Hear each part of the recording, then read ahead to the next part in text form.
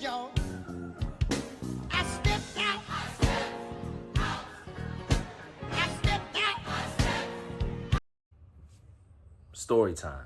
So I remember at the end of my prison sentence, after completing almost 16 years, I was sent to a level 1 road camp. And what's ironic about this is I was always told during my time of incarceration that I could not go to a level 1 institution, which was a road camp, because I had a violent offense.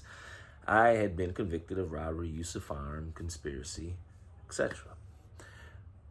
When I got sent to this camp, I was grateful, but let me tell you, it was a different world. And believe it or not, there's more stuff to do in prison versus a road camp. That may sound ironic or weird or whatever to somebody that's never lived in that world. But if you have, follow me for a second, because you might already know where I'm going.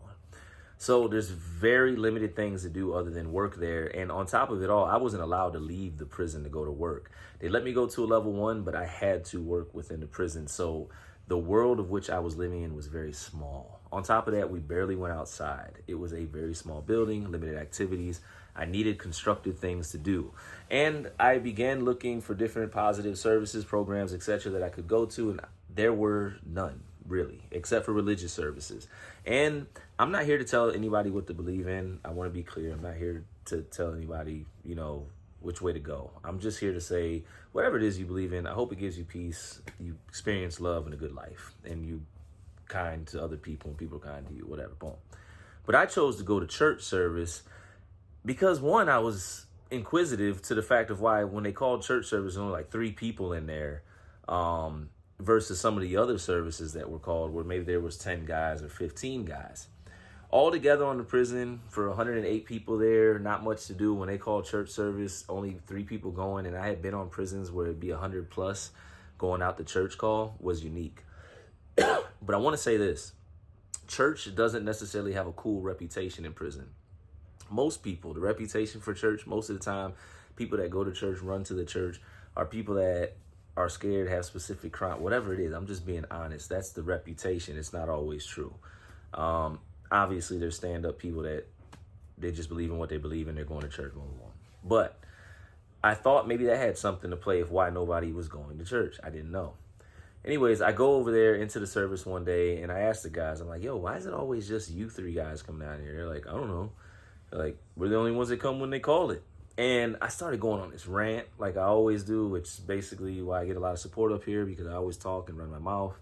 And while I'm going on a rant, we're in the cafeteria where they had called the church service, and your voice echoes evidently. And I was so moved and passionate about the topic at hand of why more people aren't in here at church, that my voice started to emanate outside of the cafeteria. And guys started to come in because probably some of them thought, hey, somebody about to get to fighting in the chow hall, what, you know what I'm saying? But it was just me running my mouth. And then when one guy would come in, and next thing you know, 2 or 3. And by the time I got done running my mouth, the 3 of us had turned into about 8 or 9. Over the next course of a couple weeks, because the guys had invited me back to run my mouth some more.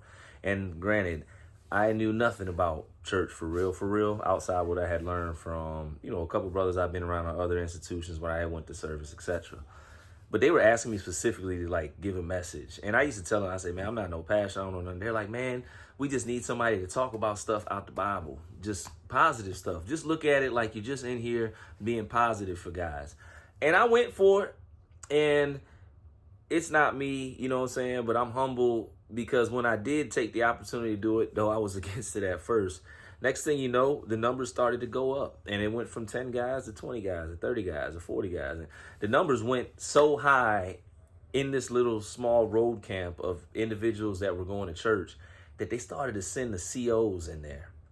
They started to send the police in there, as I call them, or the COs, 12, whatever y'all call them, in there to listen to the service. Now, typically, no COs would be in there. They won't be listening to service. But because the numbers were getting so high, they wanted to make sure I was talking about the Bible because it was church service. They wanted to make sure I wasn't in there trying to recruit gang members, etc. Which, by the way, I just found out I can't go into Virginia prisons to visit a friend because of gang points from like 20 years ago. But more about that in another post. And they were sending these COs in there to listen to what I was saying to make sure that I wasn't in there recruiting or trying to rile people up or cause a riot or what, which I wasn't, literally.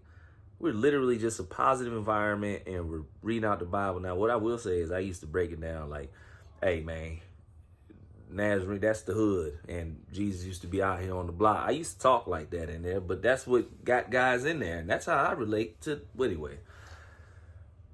The COs that used to come in there to investigate and hear the word, some of them were getting saved. That's all I'm going to say. Some of them were taking a walk to the altar call at the end because I don't know. You know what I'm saying? They were so moved by the word or whatever. And again, I'm not here to tell anybody which way to go. I'm just telling you, I got put under investigation one time for helping start a church in prison. You'd be surprised what you get put under investigation for, man.